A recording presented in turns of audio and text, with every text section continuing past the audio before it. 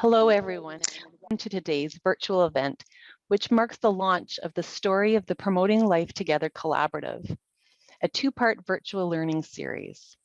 Thanks so much for joining us today. I'm Maria Judd, Vice President of Strategic Initiatives and Engagement with Healthcare Excellence Canada. We're pleased to be able to offer this webinar bilingually, so if you'd like to hear today's presentation in French, please dial in to the phone number on your screen. We invite you to use and to enjoy and engage in either language when entering questions or comments throughout today's session. You will see both English and French slides on your screen throughout today's event, and a recording of today's session will be posted on our website in the coming days.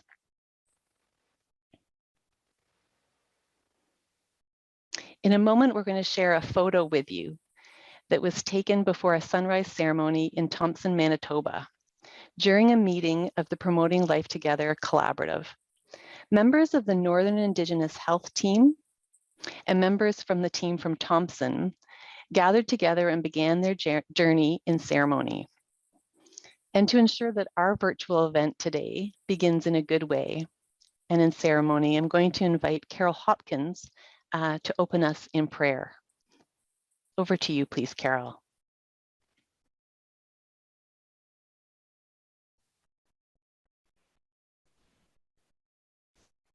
Thank you, Maria. We wena bojo. No jam indigenous cause gaye mainga nandodem. Lene lanape kwayandao, lanape a king and donjaba. Nimigwachwendam, nangom gijagak. As I begin, I want to first acknowledge Elder Dumont, who was not able to be with us today and has acted as elder in support for the Northern Collaborative that is working on promoting life together. And I ask you to join in whatever way you acknowledge the Creator, the Great Spirit, who guides us every day as I share these words with you.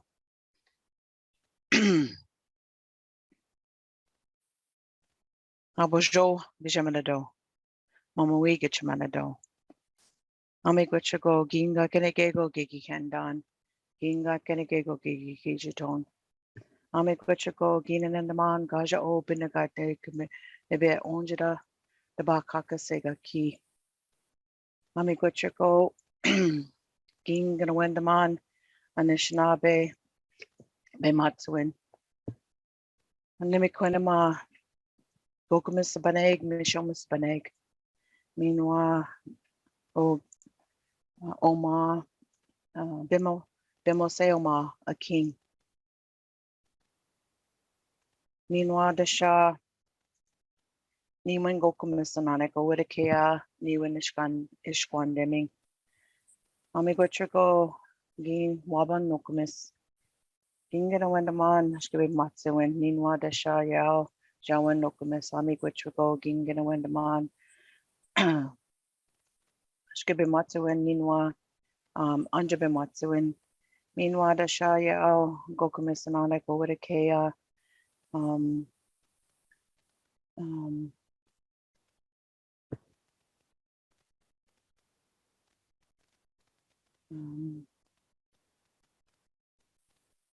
Amigwachago in Gokumisananek over the Kea Ningabian Squandem Amigwach Desha Gagi gave Matsuin.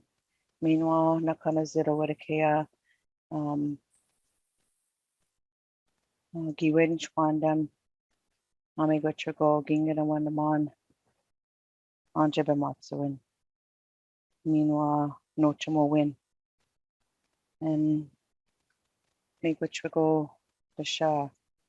Go Kumisananek me, meanwhile, Mishom Sananek over the Kea and Giwatagi Shabon. Meanwhile, the Shah Mama Ki. I make what you go. Ginga Kenegego, Gidabendan Gakenibe Matsuin. We give thanks to our good and kind Creator for ensuring life, that nothing has been left out or forgotten as life was being put together in the spirit realm before there was anything in its physical realm. We give thanks for that, and remember and call upon the Great Spirit to guide us as we sit together today in this virtual environment. And remember also our ancestors who walked on this earth and left a path for us to follow, that has brought us all together here today. Well, we give thanks to them for the tracks that they have left for us, and so that we can know how it is that we all have responsibility to ensure something for the future as we work together. And acknowledge as well our grandmothers and grandfathers who've been placed in each of the 4 directions, each with a specific work for renewing life, for taking care of new life and renewing life, for ensuring life continues to flow into the future. And that as we walk on this earth every day, we think about the health and the wellness of First Nations, Inuit, and Métis peoples, our relationships with our allies that are so critically important. And that together give thought to our Mother, the Earth, at this time as she's getting ready for her rest, thinking of all of our relatives in creation. And also for our ancestors who helped us to understand those relationships, how critically important they are for ensuring that our life is connected and nurtured by those relationships with all of creation. So I share those words today as we come together and say miigwech to all of you, and to this time that we spent together. All my relations. Thank you so much, Carol. I'd like to acknowledge, and as I see some of you have started to share traditional land acknowledgements in the chat, and I invite you to do that as well. And I'd like to acknowledge that I'm joining today in our virtual room and virtual gathering from my home office located on the unceded, unsurrendered territory of the Algonquin Nation, also known as Ottawa, where I'm grateful to live, work, and play. And I recognize that the standard of living that we enjoy today is the result of the stewardship and sacrifices of the original inhabitants of these territories. And we must all commit together not to repeat past mistakes and to work towards more equitable and respectful relationships with First Nations, Inuit, and Métis.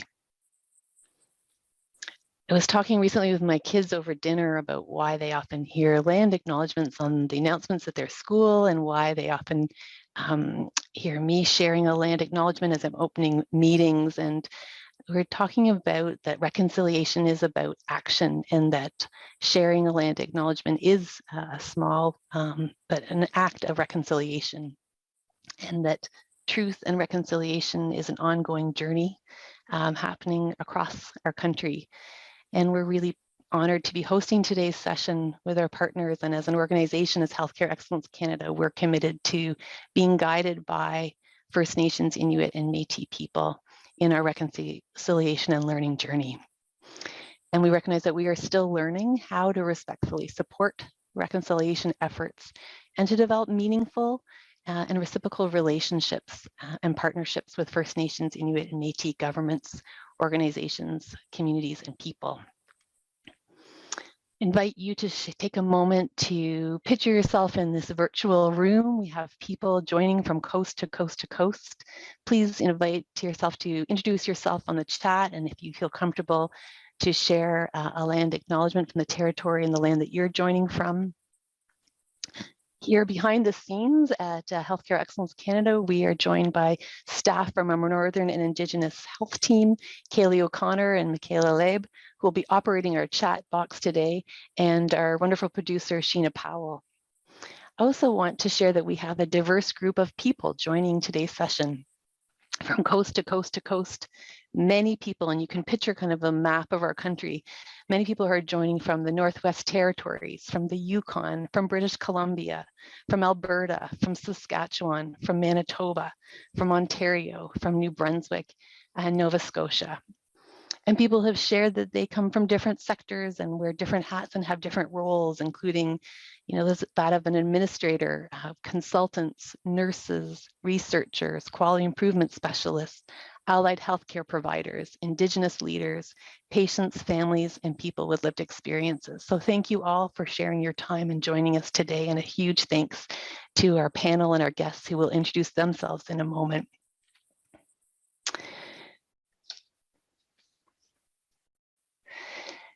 So at this point in time, I'm just delighted to introduce my co-host, Denise McCraig, who is Métis and a Promoting Life Together Collaborative Guidance Group member.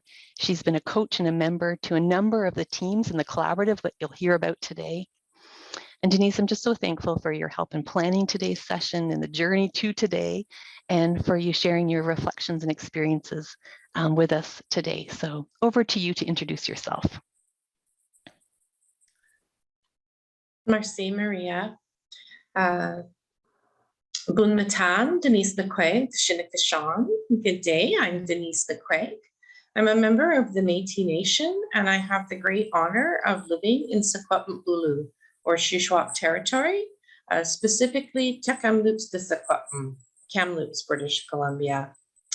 I've also been honored to be able to be part of the Promoting Life Together collaborative for the past 2 years. And I'm very excited about today and being able to share what I have considered an incredible journey. I am so proud of the work that has been done and the commitment to walking alongside and with all of us as Indigenous people wanting to make a difference in our communities in Northern and remote Canada. So thank you very much for inviting me to co-host with you today. Merci. Thanks so much, Denise. I also want to introduce you or invite our panelists to introduce themselves who have been part of the Promoting Life Together collaborative journey as members of our guidance group. They've been coaches and mentors to our teams, and also to welcome our Promoting Life Together collaborative team members from Churchill, Manitoba. So Brenda, can I ask you to introduce yourself?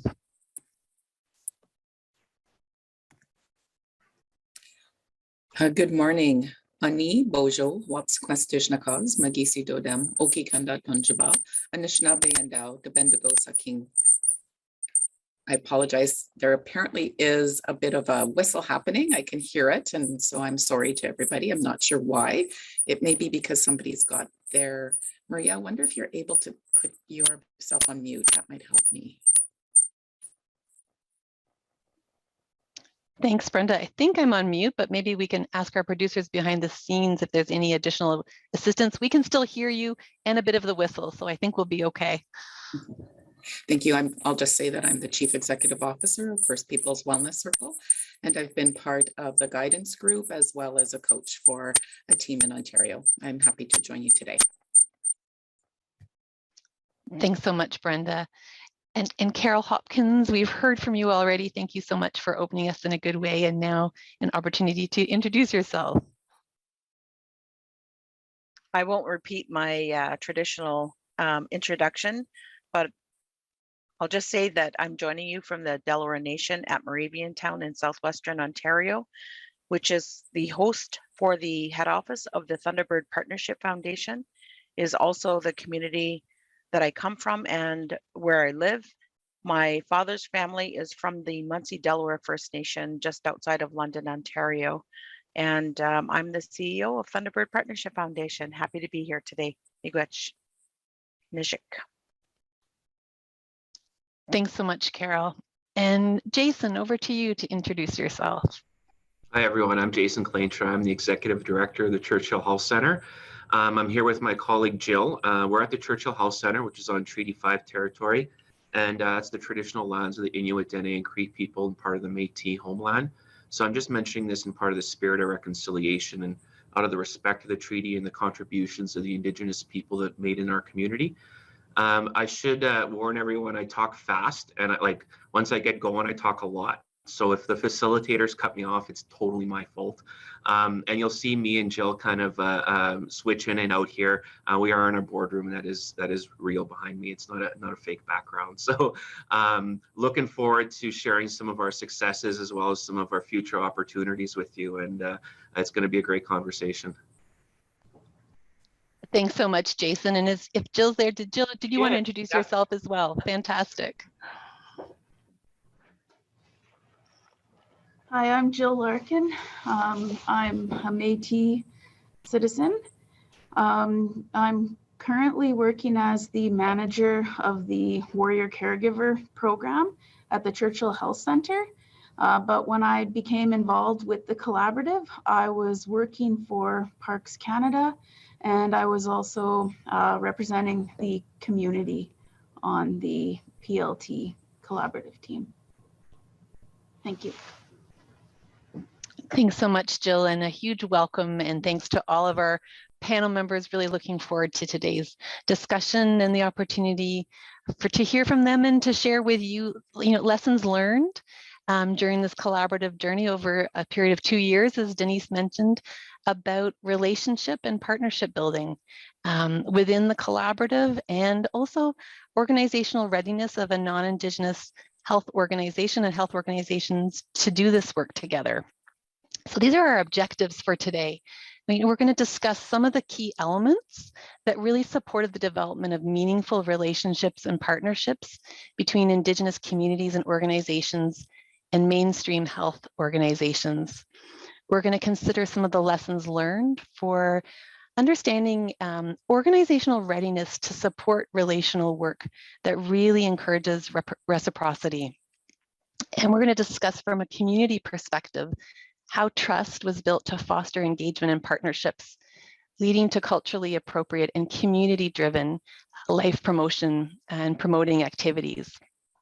So over the last year, the Northern Indigenous Health Team has been working closely with the Promoting Life Together Collaborative Guidance Group to develop knowledge sharing products that share the stories of the collaboration and a relationship building that was required to bring together different worldviews and to really facilitate the life promotion work of the collaborative. And we're going to share some of the resources that have been developed in the chat box. And so we'll share some clips from a video that has been produced to really share the story of the Promoting Life Together Collaborative throughout our session today as well. And then we'll hear some reflections and insights from our panel members. So we encourage you to use the chat feature to ask questions of any of our panel members as we move through our discussion and our sessions today. Before we begin, we just wanted to reflect that when we're discussing relationships and partnership building and organizational readiness to work with First Nations, Inuit, and Métis people, where we were at as an organization, originally as Canadian Foundation for Healthcare Improvement and now Healthcare Excellence Canada, we were considered ourselves another team in the collaborative and in the learning and being guided by the perspectives and experiences of our guidance group members. And the story of the Promoting Life Together Collaborative really is a story of collaboration and relationship development that was required to bring together different worldviews. It also shares the stories of teams like the Churchill team, Jason and Jill you'll hear from, and the team at Healthcare Excellence Canada in learning how to be guided by and to build meaningful relationships with First Nations and Métis leaders and organizations and communities. And what started, where we started was an interest from our Canadian Northern and Remote Network, which were mostly leaders from mainstream organizations and Northern communities who came together and said, together we'd like to better understand how do we address suicide prevention in Northern communities.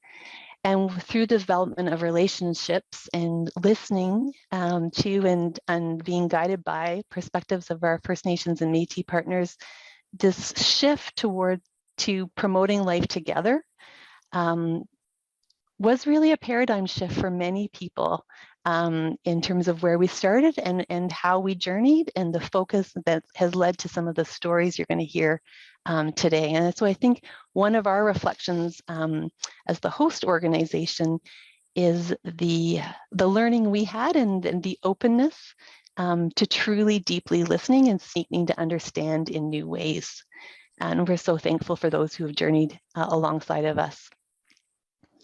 Before we dive into the collaborative journey and sharing our story, I did want to share a little bit more about our recent journey of Healthcare Excellence Canada. We've a new organization formed just over a year ago through the amalgamation and the bringing together of the Canadian Patient Safety Institute and the Canadian Foundation for Healthcare Improvement. And our focus is on improving quality and safety with and for more people across the country in healthcare. We're an independent, not-for-profit charity funded by Health Canada, and many of the lessons that have emerged from our experience as CFHI and now HEC's participation in the Promoting Life Together collaborative. And we really feel that we have had the opportunity to grow our understanding of cultural safety and humility in practice, and the notions of readiness to enact meaningful change. We've had opportunities to experience ceremony and spirit in our work together. And this model of learning by doing and walking alongside has really helped us see how culture as healing in many of the initiatives supported by teams. So this work and conversations and relationships also led to an opportunity to develop formal partnerships with the First Peoples Wellness Circle and Thunderbird Partnership Foundation and Healthcare Excellence Canada. And we're so glad that Brenda and Carol are with us today, and really happy that we were recently able to renew and sign a new commitment to partnership with First Peoples Wellness Circle and Thunderbird Partnership that identifies opportunities to continue to collaborate and work reciprocally to address First Nations mental health and wellness. And we recognize we're still learning, and we're committed to being on a journey of learning and being guided by the perspectives of First Nations, Inuit, and Métis people to foster learning and enhance relationships with people across the country so we can together enhance cultural safety and humility in health systems. And this commitment was embedded in our founding documents, in the governance of our new organization, and in our new strategy. This is our new strategy. I just wanted to say I'm very grateful for the time over 1,000 people shared with us from across the country to help shape our new strategy, and our work with people across the country ahead of us is to help shape a future where everyone in Canada has safe and high quality healthcare. And how we go about working with people to catalyze the changes needed for this future form a crucial part of the strategy itself. We support people working in health systems to understand how do we work towards addressing racism and power imbalances. We do that by seeking and supporting meaningful engagement with First Nations, Inuit, and Métis people to help ensure that their priorities drive reconciliation and quality and safety in healthcare. So I'm so looking forward to the discussion today, and I'm going to hand over to Denise to get us started. Over to you. Thanks, Maria, and thank you to Carol for your thoughtful prayers this morning. We're going to spend a little bit of time together now talking about how ceremony became embedded in the work that we do. One of the things that I have really appreciated about ceremony is that it allows us as Indigenous people to feel a sense of safety. It allows the space for us to be authentic. It invites our ancestors. It reminds us that we are connected to all things. And it gives us an opportunity to express gratitude to the Creator. And the fact that Healthcare Excellence Canada had worked so hard with us to create space where that could happen within our guidance group, I truly appreciate it. It was not lost on me that sometimes that required a corporation or non-Indigenous staff to be advocating on our behalf.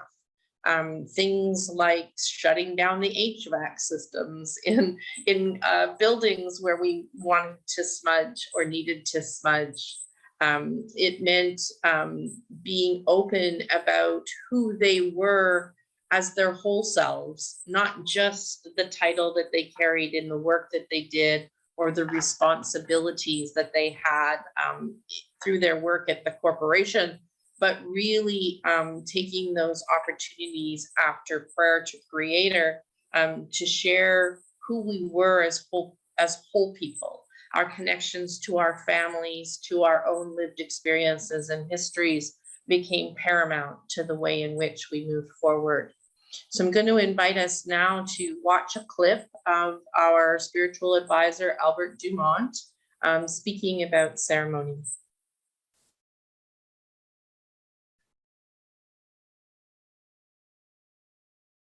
I'm very grateful to the collaborative for always beginning their meetings and gatherings and everything that they do with a ceremony, with a prayer and with teachings. And it's always done in such a respectful manner. I've always I've kind of felt special every time, because I don't take these things for granted. To me, it's an acknowledgement that the Indigenous worldview matters and that somebody is interested in it.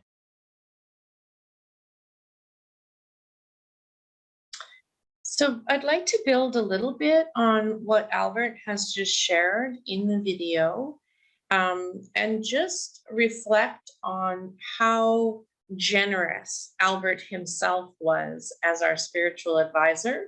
We were often gathered in his territory in Ottawa, and he always made space for the rest of us from the Indigenous community who were there participating to share and have ceremony in our own ways. And I think that that's quite unique in many aspects. And I share that with you because I want you to be able to reflect on the fact that there is no pan-Indigenous approach to spirituality and ceremony. We are all, as First Nations, Métis, and Inuit people, very unique. We are multi-international, if you will, right across Canada. And so to create a space where we can all bring who we were in our authentic selves into the circle was actually promoting life in action.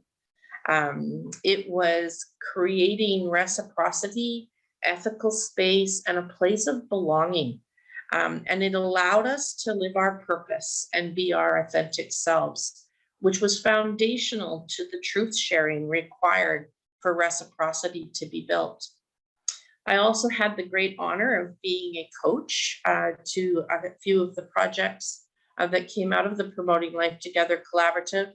And when I was invited into community in northern and remote Canada, I was sometimes finding that they were experiencing some challenges in their home communities. So one community that I worked with had recently lost one of their elders who had moved on in their spirit journey. And there was a level of uncertainty about who was going to step into that space. And so what they did in that moment is they allowed me to bring my own spirituality and ways of knowing and doing into the community, and begin in ceremony in that way, as they replenished themselves and built up their confidence and worked through the process of identifying who in their community would step into that role. And so ceremony has had a huge impact across the board, from the way in which we began our relationship with Healthcare Excellence Canada and embedded our guiding principles in our ways of knowing and doing, to creating international United Nations in our ability to be our authentic selves, and then also in the way we supported and coached our communities to find the space for ceremony to exist. So thank you for allowing me to share my perspectives of the importance of ceremony and how fundamental it is to be enacted upon in order for us to enter into a space of readiness to walk alongside and to work with one another. Thanks, Maria. Thanks so much, Denise. So we've been talking about the Promoting Life Together Collaborative. We just wanted to tell you a little bit more about what that is and has been. As Denise mentioned, it's been an almost 2-year journey of really life promotion, community and wellness initiative. Was convened originally by the Canadian Foundation for Healthcare Improvement, now Healthcare Excellence Canada, in response to what we heard from Canadian Northern and Remote Health Network members, as I mentioned. And we just wanted to share a little bit of a video with you from our video, The Story of the Promoting Life Together Collaborative, as an introduction.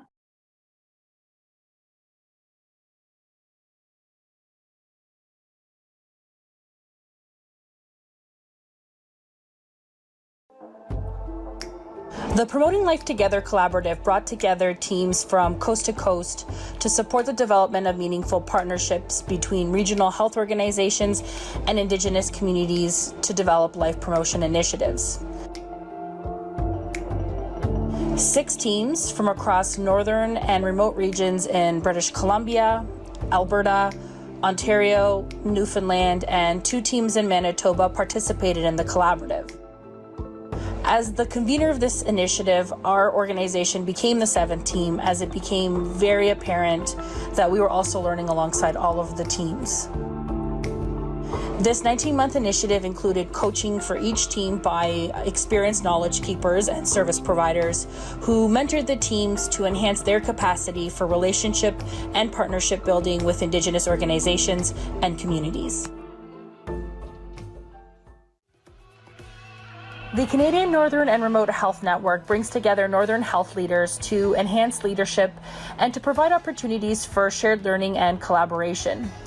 In 2017, the network discussed their intention to focus on a suicide prevention life promotion collaborative in Northern and remote regions of Canada, and they requested support from the Northern and Indigenous Health Team of the Canadian Foundation for Healthcare Improvement. Indigenous knowledge holders and organizations, including the Thunderbird Partnership Foundation and First Peoples Wellness Circle, were subsequently asked if they were open to having conversations to explore a partnership and to co-design a collaborative. The guidance group of the collaborative included a spiritual advisor, First Nations and Métis mental health leaders, a youth representative, an external evaluator, as well as representatives from national mental health organizations. This group supported the creation of guiding principles for the work of the collaborative, which focused on cultural humility, respect for Indigenous knowledge and diverse Indigenous voices, and an understanding of strength-based approaches to Indigenous health.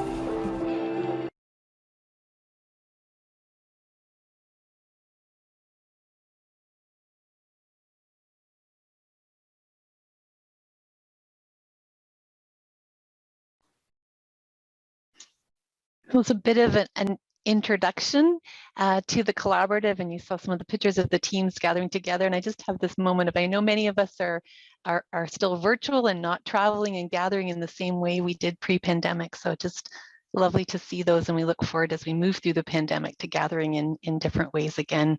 And invite Jason and Jill, members of the Churchill Health Centre Promoting Life Collaborative team, to share a bit more about their work. Jason and Jill, over to you. Well, thanks, Maria. I guess I'll start off. I'm going to give this transcription a workout, I think. So I came to Churchill in 2018, and I'm a community member. I live here full time. And basically, like 2 weeks after that, this collaborative begun and this project begun. And what we did is we just met with the community. And I so many times already in this conversation that we're having, we've used words like trust and resiliency, and I'll probably use the word stigma much more often too. Well, we're going to use those words 100 times in this hour, because that truly was where we started this journey. So you see the picture up on the screen there. What we did in Churchill is we held 4 community partnership collaborations, and we took different groups in the community and we put them together in a room, and we kind of had a day of activities. And what you're seeing there is the product of those days. We have these drawings that were done by a graphic artist during the day. And so we end up having 4 of these drawings, and these became our strategic plan for the health center. So these poster drawings are actually all along our main hallway. I walk past them multiple times a day. Our staff walks past them multiple times. The community does. And the community actually gets to see that the ideas that they had and what they presented to us is happening. So I think that step 1 on this was absolutely gaining trust with the community. And I've been in healthcare. I'm a nurse by background for about 20 years now. My whole experience is mental health. I've been a leader for about 10 or 12 years now. And to be able to walk into an initiative like this and to see what this base has created from now, me and Jill were actually just joking that we're getting things confused because this happened in 2018, and then this major world event happened. I think we all know what that is. Kind of right after that, just as we were building a little bit of momentum, just as we were kind of getting over that hump. So we had to reimagine this whole thing again. This plan was based on a community in 2018. The community has changed. We know that now. Life promotion really focused on us around building those relationships within those different age groups. So definitely something we were able to carry through, through COVID and kind of as we moved on. I think one of the biggest things I would recommend to, especially the leadership that's on this call is when you have these community consultations and the community tells you this is what we want, you got to follow through. I mean, that's how we're going to gain trust, obviously.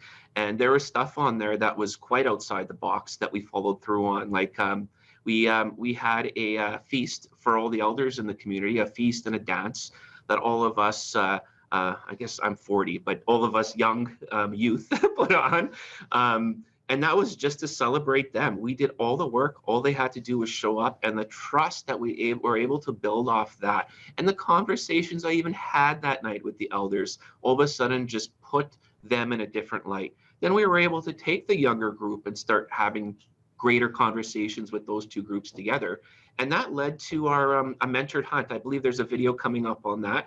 And it talks about how we were able to now take these young hunters who were 14, 15 years old as part of this community project that said, hey, we need to start bringing up our youth, pairing them with an older hunter, and then going out into Wapas National Park for 5 days in May. Now that first hunt, like May up here, it's there's snow up to your chest. Like it's you're digging down into the cabins, and it's definitely the real deal. So those kids were dropped off with helicopters and picked up a few days later, kind of thing. So they definitely had got to experience life on the land. And for us to be able to partner with at that time it was CFHI and then Ducks Unlimited and Parks Canada, to have a health center and a health authority partnering with these other agencies just seemed so outside the box, and it became so successful after that. So for us to keep building on that success really was key. The next step after that was kind of removing some of that stigma that was associated with mental health. And in a small community of less than 1,000 people, we have a large health center, hospital's 28 beds. And we have an operating room, we have an emergency room, we have a long-term care area. That next step was to take the perspective that this institution that people usually walk into for a negative thing try to turn it into a positive. So for you quality folks on the line, it's my background too. So taking the idea of a mental health admission, and I'm just going to use that as the example. Somebody in crisis coming through the emerge as a failure of our system somehow. So how did we not get eyes on this person before? Did they have, a referral process set up? Like, how did we miss this, right? And as soon as that does happen, start putting resources around those people.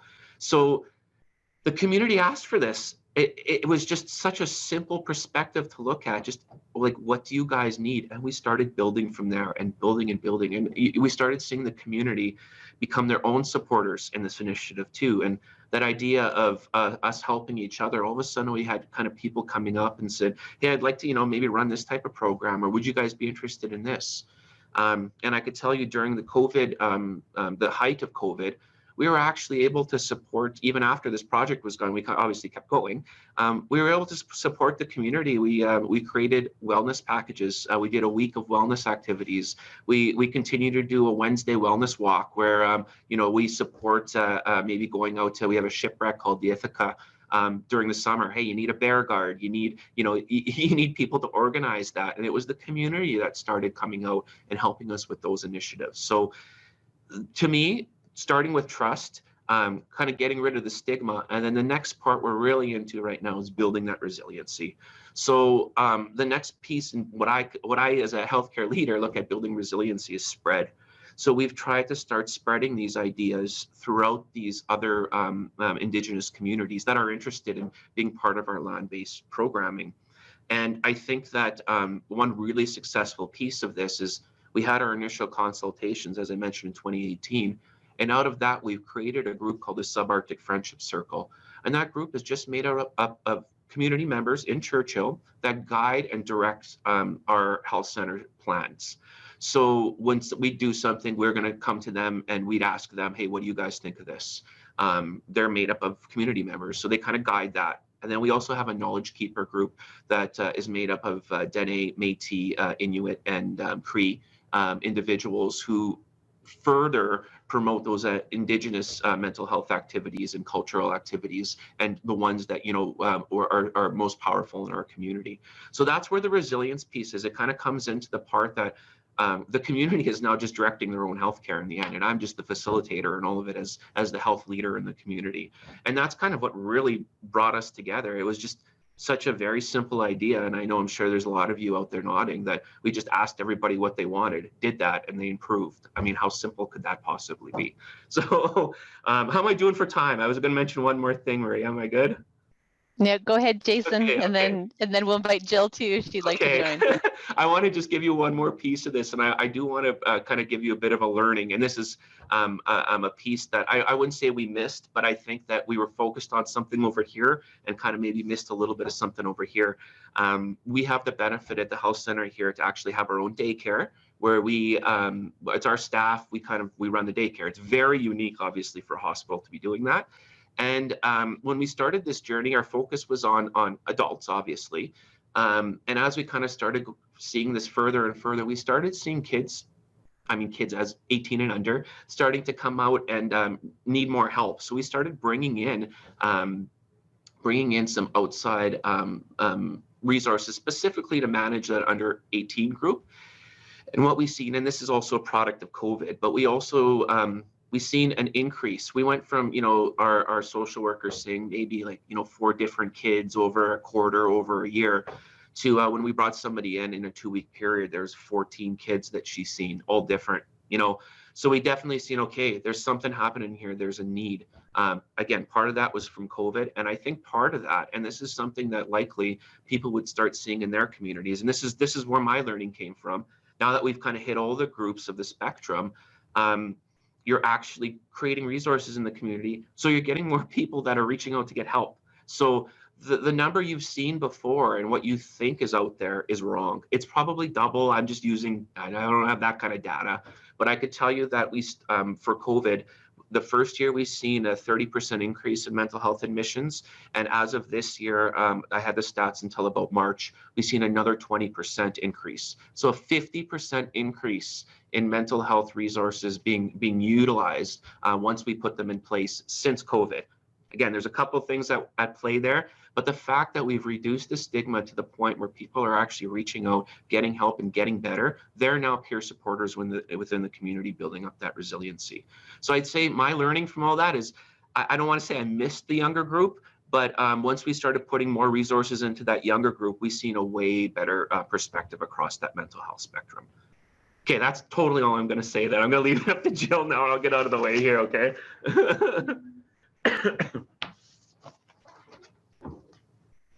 Hi, so I think Jason covered that one. And I believe next on the agenda is Denise asking me a question. I do have a question, Jill. Thanks for the prompt. I'm a curious, going back to our thoughts about ceremony, how ceremony factored into the work that you did at a project level at Churchill. Okay, so I have a bit of a long answer to this question. My answers to the questions you guys are going to ask later on are quite a bit shorter because this is a bit complicated here. So ceremony is something that we have struggled with in the past. Churchill's a very diverse community. The Cree name for the area is Manteo Sipi Mescanao, and that's translated to River of Strangers. So Churchill has long been a meeting place for the different Indigenous groups. And then after the Europeans came, it was also a meeting area for Indigenous and non-Indigenous people. So currently, about 50% of our population is Indigenous. We have Cree, Dene, Inuit, and Métis people here. And everyone, the non-Indigenous and the Indigenous people together, really identify with this Churchillian identity. And I guess it's kind of challenging to do ceremony where you have so many different cultures that makes everyone feel included. So I'm not even talking about the non-Indigenous people because we often have non-Indigenous people come to ceremony to learn and just to be respectful members of the community. But even amongst the 4 different Indigenous cultures, there are many differences. So I'll give an example, and I'm sorry to generalize here, but just in my own personal experience, offering tobacco and smudging for Inuit people, the Inuit people that I know, that's not really part of their culture. So I've been in groups before, and this was prior to the CFHI relationship, where a facilitator wanted 4 elders to do prayers for an opening ceremony, and they went and offered tobacco to all 4 of those elders. And the Inuit elder, English was not their first language. They were quite confused by the offering. And I found out later they were even a little bit offended because they didn't smoke. And they didn't realize that it was an offering. They thought someone was making an assumption about them that they were a smoker when they were not. And then I've also seen Inuit people leave a circle when a smudge has gone around. I don't want to single out Inuit people, but that's just something like that you have to consider when you have different Indigenous groups all together, that just because one Indigenous group does a practice doesn't mean that everyone does. But that being said, like since then, I've also seen younger Inuit people participate in smudging at ceremonies as well. Another challenge that we face is that Indigenous spirituality, like in many places, has been lost due to colonization and residential schools. And here in Churchill, we're very disconnected from other communities. We're fly-in only. So if a young person or an elder wants to participate in a ceremony and learn more about the culture, you can't just go for a couple-hour car ride and attend a Sundance or a powwow. So it's not as accessible to us. Something else that we have found challenging is that we have elders in the community who are very well respected and can offer a lot of different types of teachings, but they don't necessarily have the teachings to run ceremonies. So we bring them in to do prayers, sharing circles, stuff that they can do, talk about smudging, but sometimes we need to bring in outside help for ceremony. And a lot of these elders and knowledge keepers who I know, they want to relearn this culture. they just don't necessarily have the means to do it. So it has been helpful bringing in outsiders.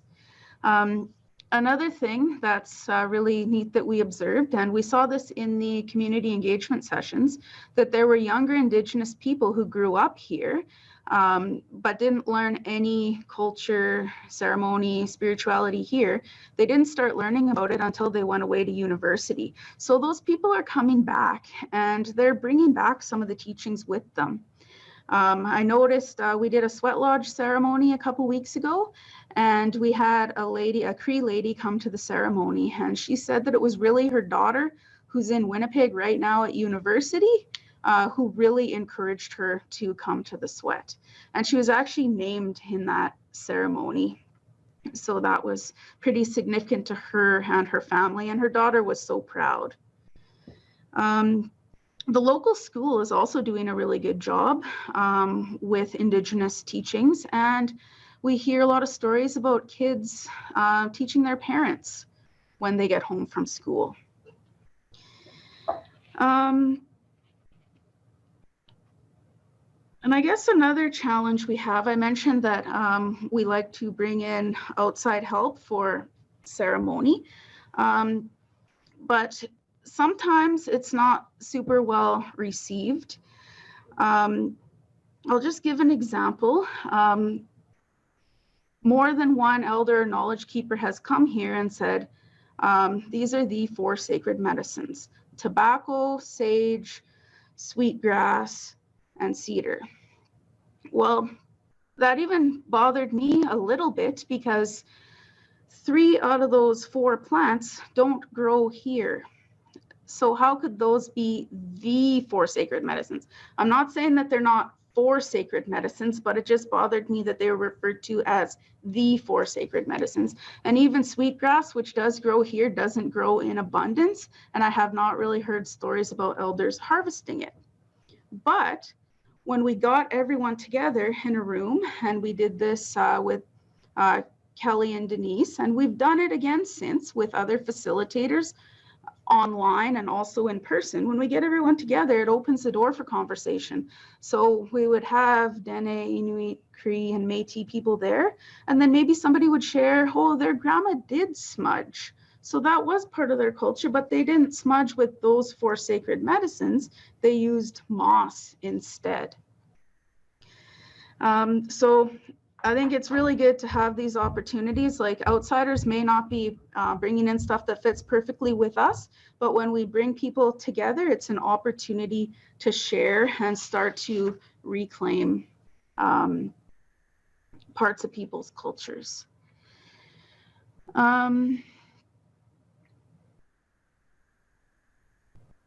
I guess I could say that since the Promoting Life Together collaborative, we do make more of an effort to offer ceremony and teachings whenever we can. When we do our life promotion weeks, feasts, or other cultural events, we often bring in elders, and they might do a prayer in Cree to the Creator, or it might be an elder that's Christian and they're doing any Nuktitut Christian prayer.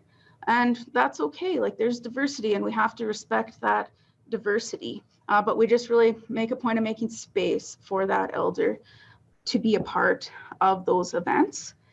During the pandemic, we had a unique opportunity, really, with online teachings. That allowed people who were maybe too shy to come out to the complex pre-COVID to attend teachings. They could log in from home. They could keep their screen off and they could listen and participate. We find men are a lot more shy to participate in stuff.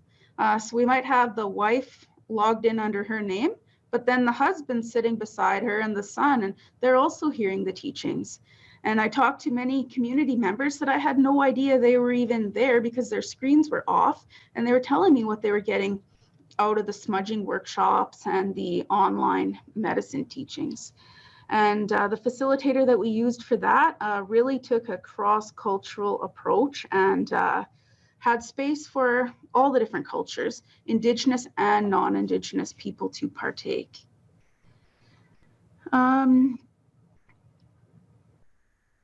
And I guess the last thing that I'll mention is the Warrior Caregiver Program. I thought Jason was going to talk about that. But it's a men's mental health program that started 1 year ago. It's funded by Movember.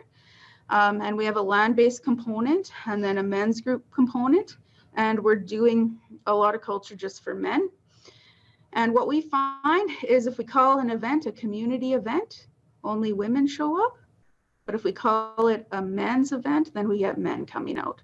So we've built a sweat lodge. We've had sweats with 3 different knowledge keepers. We've had sharing circles with men, rattle making, drum making. And the guys are really trying to get a drum group started. It's a huge challenge because there's one drum carrier in town and it's a female drum carrier. So when we have our outside knowledge keepers coming in, the guys will get together, learn a song, record it, and they're always practicing. So hopefully they can learn some songs and get confident enough to share these songs with the community. And all of our events, we have Indigenous and non-Indigenous people show up. And to me, it's successful if we have 50% Indigenous people because our population's 50% Indigenous. And lately, what we've been seeing is that number of Indigenous people has been increasing. So it's maybe more like 75% to 100% Indigenous. And we're still seeing new people show up at our programs, people that we haven't seen at all in the past year. So it's pretty exciting. I will leave it at that. Thank you so much, Jill. And all of what you and Jason have shared is just so rich. When I think about promoting life and how in Churchill you've created space for all Churchillians to experience spirit, to be connected to the land, to explore their history. It sounds even like they're having the opportunity to explore the impact that colonization, oppression, and residential school and the isolation geographically of your community has had on the way that they have experienced those things. And so I have very much been honored to be part of your journey through the Promoting Life Together Collaborative, and really enjoyed watching the youth and others volunteer to support the elders, to know that your long-term care facility was able to have goose soup as a result of the Promoting Life Together activities. It just really warms my heart. And that is truly what you've shared, Jason, and you, foundational to reciprocity and community building. So thanks, Maria, and over to you. Thanks so much, all of you. And I wanted to we're going to share another clip and then we're going to continue our conversation. And you'll hear from Carol Hopkins and Carol Fancott in this clip about creating space and growing relationships. And then we'll go to our panel.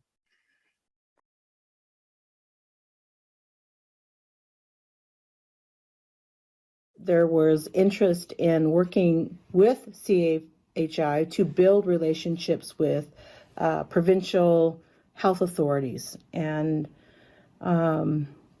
so we did that for a period of time. We were in conversation. We actually signed a memorandum of understanding with CFHI, but then there were some challenges in the relationship, and really those challenges were broader issues than just an individual, and we didn't quite understand them at first in the context of the organization. And as we continued the conversation over time, there was a little bit of a a pause. And when I think about that now, it was a good pause because it was an opportunity for reflection. And as new people came on, Carol Fancott and later on meeting Despina Papadopoulos,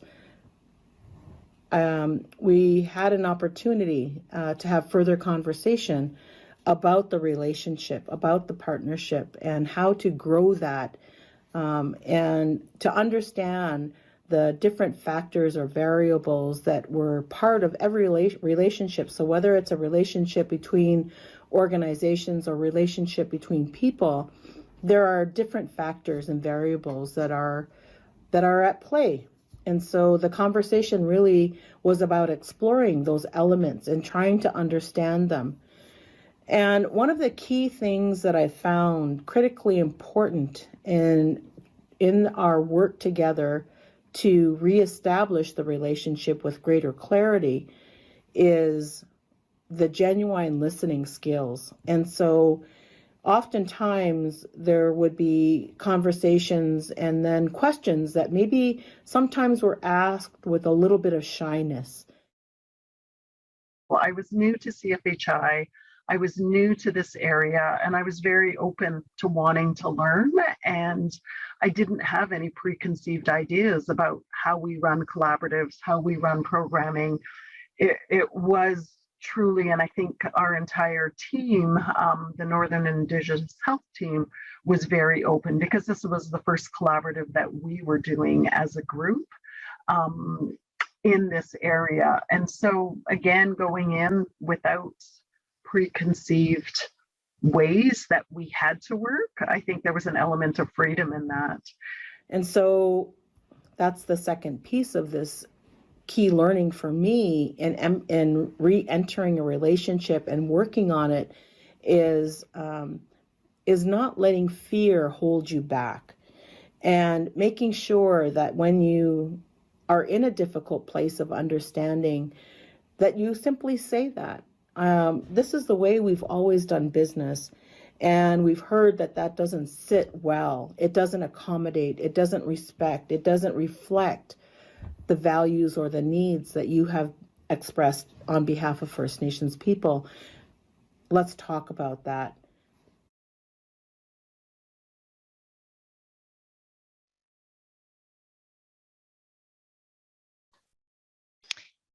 Thanks so much. And our time is flying by together today. And so we're going to have to shorten some parts of what we had planned to share with you, but we will be sharing the link to the video, of which we've been sharing some of the clips from that video with you. So we'll share that in the chat. And I'm going to just make sure we have room for the reflection from the folks who are with us today. So just going to ask a question. Carol Hopkins, you shared via that video some reflections on what's really essential in getting started on a good path for collaboration and trust, and anything else you'd like to add in addition as we think about building good relationships and organizational readiness and the journey we've been on, and what you'd like to see going forwards. Thank you, Maria. It's always hard to see myself in a video, but there we have it. I really have appreciated the learning with CFHI, Canadian Foundation for Healthcare Improvement, and now Healthcare Excellence Canada. There's learning on both sides of the relationship there, and that's what I appreciate. One of the things that has stood out is about preparing.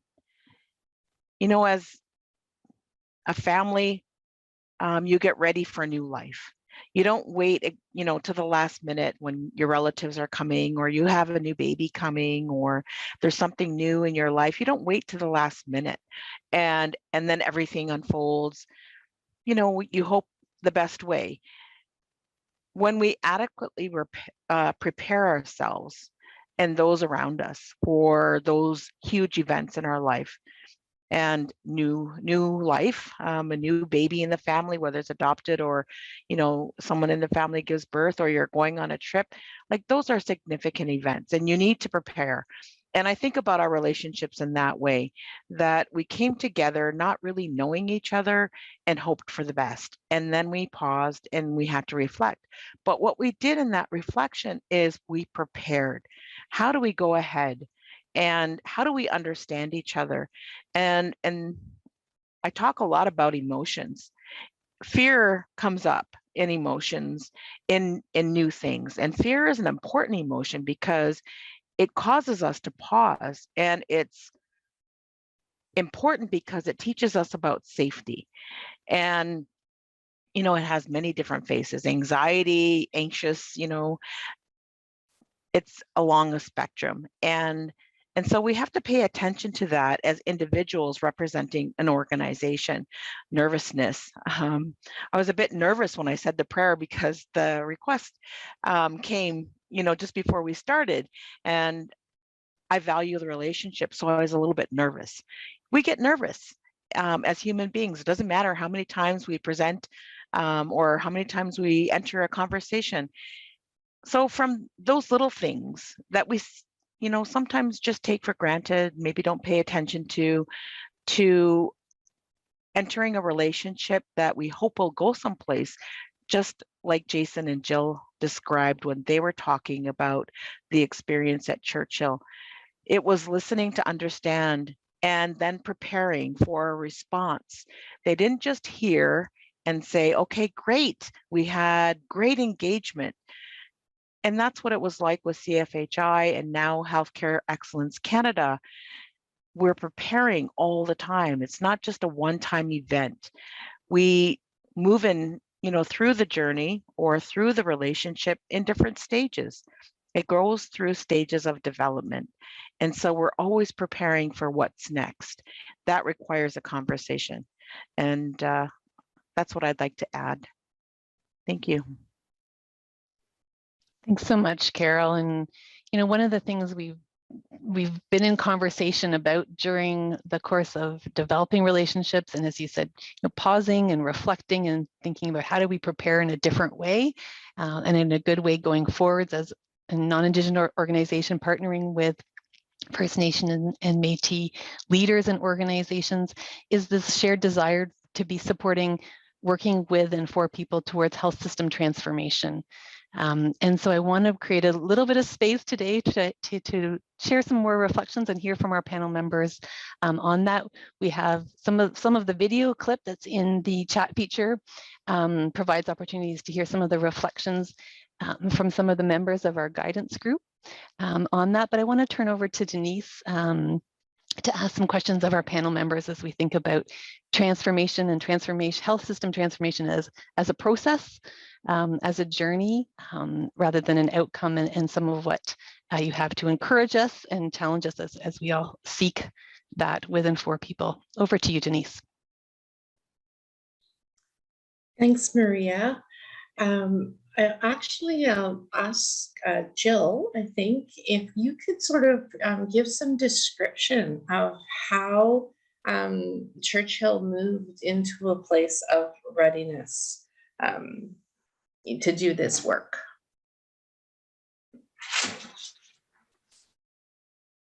You want to start? I think Jason has prepared for this. Yeah, I always like talking about readiness in an organization, obviously. I have this post-it on my computer just after kind of COVID really, hit that first wall there. And it says, never waste a good crisis, right? And when it comes to organizational readiness, I think what helped us, and this is going to be my pro-COVID conversation, so we were able to really contain the illness itself within Churchill. We've only had a handful of cases over these last 2 years. Our community is, I think, about 96% vaccinated. We did a lot of teaching at the beginning. So in the background, we were able to kind of work on this stuff as everybody else was really focused on COVID and that response. So we were able to manage the mental health side of the illness very well during that time and really, really push those initiatives to get the organization on a different path. And I think, again, this is just to be my perspective, but to really teach the staff that it's not a hospital with 29 beds. It's a health center with 1,000 beds, you know, and that every single patient, every single community member might be a patient at any time. So when you start kind of getting that perspective, start putting different resources around people, it all starts to make sense. That was a huge kind of shift in thinking. And I think also I would say that we have staff that have bought into this and that understand this. So I'll give you an example. Our nurses on the unit, I was trying to look back and think of the last time we had a nurse leave here. Like, I think it's been at least 2 years. And I'm sure some of you in the other organizations, especially in large urban centers, are probably thinking, if I had a nurse for 2 years, that might as well be 20, you know, especially now it's a profession that moves around quite a bit. So I think that speaks to what we're doing here, that we have professionals that want to stay in these remote northern communities because they want to be a part of this change instead of doing the same old thing over and over again. I mean, there's no better operational readiness than that. You know, when people are telling me, Jason, we need to do more of this, this, and this, I'll just do it.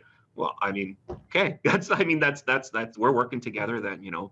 And so it hasn't been a far stretch for us, for sure. That's my response, for sure. Thanks, Jason.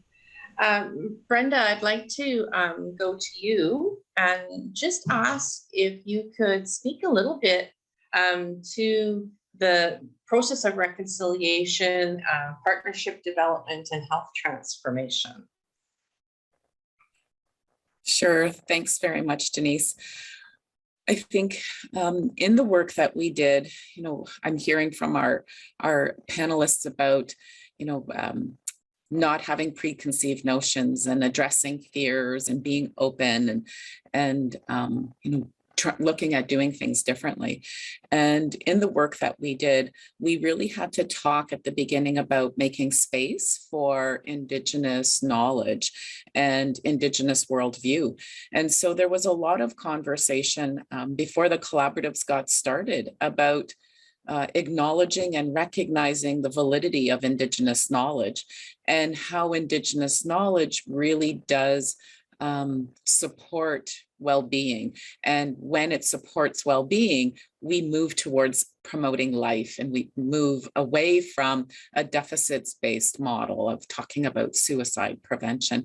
And so we had a lot of conversations about what is Indigenous worldviews and why are those necessary and important, not just for Indigenous people, but for all people. You know, if we start talking about life and the importance of life, that gives us hope and that gives us a sense of connection. And those things matter to all people. And so as part of that work, we acknowledge that Indigenous knowledge was something that was held by Indigenous people, and it had to be valued, not just as this is something we need to listen to, but this is something that we also need to hold as a sacred space. And so we had considered and developed contracts with CFHI at the time around intellectual property, and that large organizations, whether they be health organizations or CFHI, would not take that knowledge and spread it as their own, but that it was recognized as Indigenous knowledge and it needed to be held with the Indigenous people, whether that was our organizations or the communities that the health organizations were going to work with. And so as part of reconciliation, when we came together around collaborative teams, our challenge to them was, do you know your communities that you're going to work with, that they have to be at the table, that they have to be part of co-development and co-leading, and it has to be based on their priorities, that we can no longer work in a place of thinking that we know what's best for Indigenous people, our First Nations people, but rather that we must listen to them. They know themselves best, they know their priorities, and our job as partners is to support that work that they need to do in whatever way that is, whether that's giving them space, funding, or changing policies and systems. All of those were necessary ways of increasing the space and building the relationships and the trust, so that the communities, those First Nations communities and Métis communities, could do the work that they've always identified as critically important for themselves. And so I think reconciliation was very much about coming together in co-development and co-led spaces, and recognizing that Indigenous could lead, but that we all come together with some skills and some knowledge that could advance all of our well-being. And I'm noticing the time, so I'll stop there. Thanks, Denise. Thanks, Brenda. I'm hoping that our listeners today have gotten an idea of how rich this journey has been. Not only did it have influence at a community level, which was our goal from the beginning in terms of our promoting life activities, but it helped to influence a pan-Canadian national health organization as well. For the first time in my career of over 25 years, I really felt that we were putting action and reconciliation into play. And it felt very rewarding to think that through this process, individuals at a community level, but also those of us working in healthcare system transformation, could find a place of hope, belonging, meaning, and purpose. So I'll send it back to you, Maria.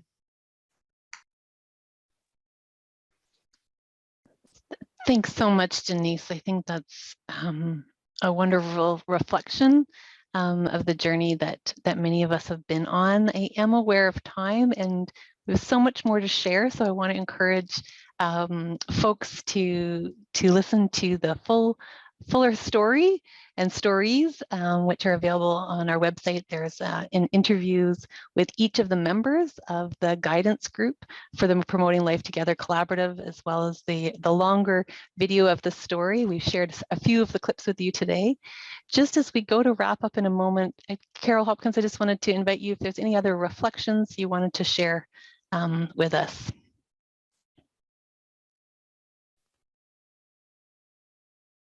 I just want to say, Chimigwich, again, a great big thank you for the opportunity to share some time with you today.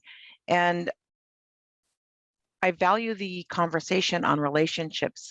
We're in a different time in the relationship of between First Nations people and Canada, and Inuit people in Canada, Métis people in Canada, in relation to our health. We all have an incredible opportunity to facilitate change, to ensure that, as you said, Maria, at the very beginning, everyone in this country has access to excellent health care. And it's through relationships and partnerships and taking some time, sometimes I say bothering, to take some time to understand the differences. And it's by valuing differences. And so I think one of the key takeaways is that we all need to ask ourselves, how is it that I experience difference? How is it that I experience something new that I have no understanding of? I'm not sure how to respond to. I'm not sure how to engage with. And when we explore that for ourselves, then we have done some readiness of our own being for coming together in conversation. I think about that point in time when there was an opportunity to re-engage and to start something new in that conversation with Carol Fancott and Despina. And we sat down to have a cup of coffee together. And that was the beginning of another stage of the relationship. And it was a simple conversation that was invited, let's just get to know each other first. And then let's get to understand each other's organization, and then the conversation builds. It's bothering to take that time. We're all very busy. We all have mandates. We have many things that we're responsible for. But if we take the time to understand and invest in appreciating differences, the ambiguity in new relationships and new ways of understanding, it can be very beneficial and worthwhile. That's an important action of reconciliation towards healthcare excellence. Thank you. Miigwech. Thanks so much, Carol. And a reminder too that as we get to know each other as people and relationships, that organizations are made up of people. And so we can change organizations as people and through relationships. And I know our organization as CFHI and Healthcare Excellence Canada has changed because of the relationship. We've changed the way we do things, procurement policies, understanding OCAP principles and contracts, lots of things through those relationships. And Jason, you shared as well, and Jill, how Churchill, how you're doing things differently because of the relationships that you've built. So just a huge thank you to Denise for co-hosting today, to Carol, Brenda, Jason, Jill, to Despina, who we didn't get to hear from, but you'll hear from on the video if you have a chance to watch the video, and all of the teams who've been part of our Promoting Life Together collaborative. So I encourage you to visit our website, lots of resources there, including thinking about, readiness of organizations and individuals to partner. And we invite you to share your resources with us as well. So please don't hesitate to be in touch and reach out. You can find contacts on our website to us as staff, as Healthcare Excellence Canada, and we can also connect you with our panel members who have been guiding us on our journey and shared their time with us today. We are going to share a quick evaluation. We would appreciate it if you take time to give us feedback, because it absolutely shapes what we do going forwards to make sure that it's responding to what is helpful. And I'm just looking at my notes as we're zooming through our time together. It has just flown by. What a rich discussion. My thanks for everyone for making time in their day across the country, coast to coast to coast, to join us. And we hope that we'll be able to continue to journey together forwards. So take care as you move through the rest of your day. And this concludes today's session. Thank you.